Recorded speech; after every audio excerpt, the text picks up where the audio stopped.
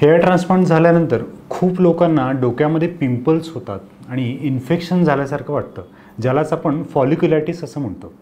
तर आजच्या या व्हिडिओमध्ये हेअर ट्रान्सप्लांट आणि फॉलिक्युलायटिस म्हणजे नक्की काय आणि त्याची काय ट्रीटमेंट करायला पाहिजे याच्याबद्दल आपण माहिती घेणार आहोत. मी आहे doctor Neeraj Bhaban, board certified plastic surgeon, Nirmiti cosmetic surgery centre, Sangli आणि कोल्हापूर. तर पहिला महत्त्वाचा प्रश्न असा की फॉलिक्युलायटिस म्हणजे काय. आता फॉलिकल म्हणजे हेअरचं ग्राफ्ट, आपण त्याला फॉलिकल असं म्हणतो, आणि त्याचं इन्फेक्शन किंवा त्याचं इन्फ्लमेशन, त्याला सूज येणे, याला आपण फॉलिक्युलायटिस असं म्हणू शकतो. आता हे जे काही फॉलिक्युलायटिस आहे हे याचे 2-3 प्रकार आहेत. पहिला प्रकार म्हणजे बॅक्टेरियल फॉलिक्युलायटिस, ज्याच्यामध्ये केसांच्या मुळाशी प्रॉपर इन्फेक्शन होतं. दुसरं कारण म्हणजे फंगल फॉलिक्युलायटिस, म्हणजे ज्यावेळेला फंगल इन्फेक्शन होतं. आणि तिसरं कारण म्हणजे त्याला स्टराईल फॉलिक्युलायटिस असं पण म्हणतात, म्हणजे केसांच्या मुळाशी फक्त सूज असते आणि ती स्किनवरती आपल्याला दिसते. तर हे फॉलिक्युलायटिस हेअर ट्रान्सप्लांटनंतर तसं बऱ्यापैकी कॉमन आहे. तर आपण आजच्या या व्हिडिओमध्ये त्याची कारणं बघू. सगळ्यात महत्त्वाचं म्हणजे हे फॉलिक्युलायटिसचे कारण हेअर ट्रान्सप्लांटनंतरचं जे काही ड्युरेशन आहे, म्हणजे कधी येतं याच्यावरती अवलंबून आहे. तर सुरुवातीला आपण हे बघूया की हेअर ट्रान्सप्लांट झाल्यानंतर पहिल्या 3 ते 4 आठवड्यामध्ये फॉलिक्युलायटिस जर झालं असेल किंवा केसांच्या ठिकाणी जर इन्फेक्शन असेल किंवा त्यामध्ये पस असेल तर त्याचं कारण काय असतं. हेअर ट्रान्सप्लांटमध्ये आपण काय करतो की डोक्याच्या पाठीमागचे केस हे मुळापासून काढून मुळापासून लावतो. लावताना आपण काय करतो की त्या ठिकाणी छोटीशी जखम करतो आणि हे जे काही ग्राफ्ट असतात ते डर्मिस लेवलच्या पेक्षा खाली आपण ते इम्प्लांट करतो. झाल्यानंतर त्या ठिकाणी जी काही स्किन असते, स्किन ब्रीच झालेली असते. पुढच्या 4 ते 5 दिवसात, 7 दिवसामध्ये तो जो काही गॅप असतो तो भरून येतो. काही वेळेला काय होतं, जे काही स्कॅब असतो किंवा जी काही खपली असते हेअर ट्रान्सप्लांटनंतरची, ही साधारण 4थ्या किंवा 7व्या दिवसापर्यंत निघायला पाहिजे. जर कधी अनावधानानं जर तुमचा नखाचा धक्का लागला किंवा तुम्ही ते घासलं तर त्या ठिकाणी ही जखम भरण्याच्या अगोदरच ती खपली निघून जाऊ शकते आणि त्या ठिकाणी स्किन कंटिन्युटी ब्रीच झाल्यामुळं बाहेरचे जे काही बॅक्टेरिया असतात हे आत गेल्यामुळे त्या ठिकाणी इन्फेक्शन होऊ शकतं. तर हे इन्फेक्शन असतं हे टोटली अवॉइडेबल आहे. त्यामुळं हेअर ट्रान्सप्लांट झाल्यानंतर आम्ही प्रत्येक पेशंटला हे सांगत असतो की जर तुम्हाला खाजवत असेल तर कृपा करून तिथे खाजवू नका. हलक्या हाताने टपली मारली तरी चालेल आणि त्याबरोबर जे काही स्कॅब असेल, जी काही खपली असेल, ते पुढच्या 7 ते 10 दिवसामध्ये निघणं गरजेचं आहे. त्याच्या अगोदर खरवडून किंवा ओढून काढण्याचा प्रयत्न करू नये. तर हे झालं पहिल्या काही दिवसातलं फॉलिक्युलायटिस रिझन. कधी हेअर ट्रान्सप्लांटनंतर हेअर ट्रान्सप्लांट करताना जर असेप्टिक प्रिकॉशन घेतलेला नसतील किंवा जे काही इन्स्ट्रुमेंट असतील ते प्रॉपरली स्टरलाइज नसतील, निर्जंतुकीकरण केलेलं नसेल, तर अशा वेळेला रेअरली त्या ठिकाणी इन्फेक्शन होऊ शकतं. यालाच आपण सर्जिकल साईट इन्फेक्शन अशा पद्धतीनं पण म्हणतो. हा फॉलिक्युलायटिस टिपिकल असतो, म्हणजे केसाच्या मुळाशी तुम्हाला एक येलोई स्पॉट दिसतो, त्यातून पस आल्यासारखं दिसतं आणि जनरली हा जो काही पस आहे हा निघून गेल्यानंतर तो जो काही फॉलिक्युलायटिस असतो तो रिकवर होतो. ही जी काही घटना असेल, ही जी काही फॉलिक्युलायटिस असेल, हा खूप केसांच्या मुळाशी आहे किंवा मोठ्या एरियामध्ये असेल तर त्या ठिकाणी डॉक्टर तुम्हाला अँटीबायोटिक प्रिस्क्राईब करू शकतात, अँटीबायोटिक क्रीम प्रिस्क्राईब करू शकतात आणि त्याबरोबरच बाकीचे इन्व्हेस्टिगेशन पण करून घेतील की तुम्हाला नक्की इन्फेक्शन झालं आहे, ते कुठल्या ग्रेडचं इन्फेक्शन आहे, त्याला इमिजिएट काही इंटरव्हेन्शन करायची गरज आहे का नाही, अशा पद्धतीनं बघतात. तर साधारण पहिल्या 3 ते 4 आठवड्यामध्ये जे काही फॉलिक्युलायटिस असतो तो म्हटलं तशा पद्धतीनं हा इन्फेक्शनमुळे होऊ शकतो.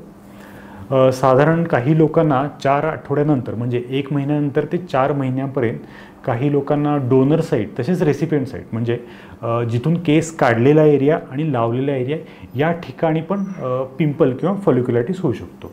आता जनरली ह्या ठिकाणी फॉलिक्युलायटिस होण्याचं कारण याला स्टराईल फॉलिक्युलायटिस असं म्हणतात.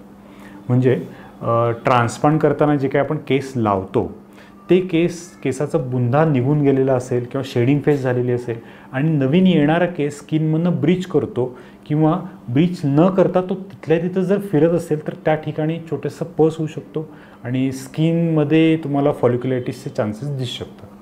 हे सेम गोष्ट डोनर साईटमध्ये पण होऊ शकते. म्हणजे केस काढलेले असतात ते सोडून बाकीचे केस ज्यांचे शाफ्ट स्किनमधनं येताना त्या ठिकाणी इनग्रोईंग हेअर अशा पद्धतीनं एक प्रॉब्लेम होऊ शकतो आणि त्यावेळेला स्टराईल फॉलिक्युलायटिस म्हणजे इन्फेक्शन नसलेला फॉलिक्युलायटिस होऊ शकतो. हा साधारण 1 महिन्यानंतर ते 4 महिन्यापर्यंत बघायला मिळतो. काही लोकांना डोनर साईटमध्ये पण बघायला मिळतो. जनरली ह्या फॉलिक्युलायटिसला आम्ही अँटीबायोटिक क्रीम जर खूप सिव्हिअर असेल तर देतो. त्याबरोबरच त्याला आम्ही काही स्टिरॉइडचे लोकल ॲप्लिकेशनचे क्रीम देतो, जेणेकरून जी काही सूज असेल, जे काही त्यावेळेला जे काही इचिंग होतं ते कमी येईल. हा जो काही स्टेराईल फॉलिक्युलायटिस आहे हा नॅचरल प्रोसेसचाच पार्ट आहे. हेअर ट्रान्सप्लांटनंतरची जी काही ग्रोथ होते त्याचाच पार्ट आहे. त्यामुळं आम्ही पेशंटला हे सांगतो की ह्या फॉलिक्युलायटिसला किंवा हे जे काही पिंपल उठतात याला काही घाबरायचं कारण नाही. जसं जसं केसांची ग्रोथ होत जाते तसं हा प्रकार बऱ्यापैकी कमी होऊन जातो. काही लोकांना 4 महिन्यानंतर पण असं फॉलिक्युलायटिस दिसतं. कधीकधी केसांच्या मुळाशी कॉबलस्टोन अपीअरन्स म्हणजे सूज आल्यासारखे दिसते. तर हे जसं म्हटलं तशा पद्धतीनं इन्फेक्शन अशा वेळेला रेअरली होऊ शकतं. जर स्काल्प तुम्ही व्यवस्थित क्लीन ठेवलेला नसेल, त्या ठिकाणी तुम्ही रेग्युलर शॅम्पू केलेलं नसाल, त्यामुळं डॅन्ड्रफ किंवा फ्लेक्स तिथे राहून बॅक्टेरियल इन्फेक्शन किंवा सेबरिक डर्मॅटायटिस म्हणजे फंगल इन्फेक्शन पण होऊ शकतं. त्यामुळं पण फॉलिक्युलायटिस होऊ शकतो. काही लोकांना जो काही स्टेराईल फॉलिक्युलायटिस, जो इनग्रोईंग केसांमुळे होणारा फॉलिक्युलायटिस म्हटला, तो 4 महिन्याच्या पुढं पण येत असतो. पण त्याचे जे काही इन्सिडन्स आहे तो होण्याचे जे काही चान्सेस ते बऱ्यापैकी कमी असतं. इंटरेस्टिंगली काही हेअर ट्रान्सप्लांट झालेल्या पेशंटना स्काल्पमध्ये म्हणजे डोक्यामध्ये जसे फॉलिक्युलायटिस होतं ते पिंपलचाच एक पार्ट असतात. जसं तरुण वयामध्ये स्किनवरती पिंपल येतात, ज्याला आपण मोडी असं म्हणतो, त्याच मोडी स्काल्पमध्ये पण येऊ शकतात. आणि ह्या जो काही फॉलिक्युलायटिस आहे हा फक्त ट्रान्सप्लांट झालेला एरिया म्हणजे डोनर साईट, रेसिपियंट साईट सोडून बाकी ठिकाणी पण असतो.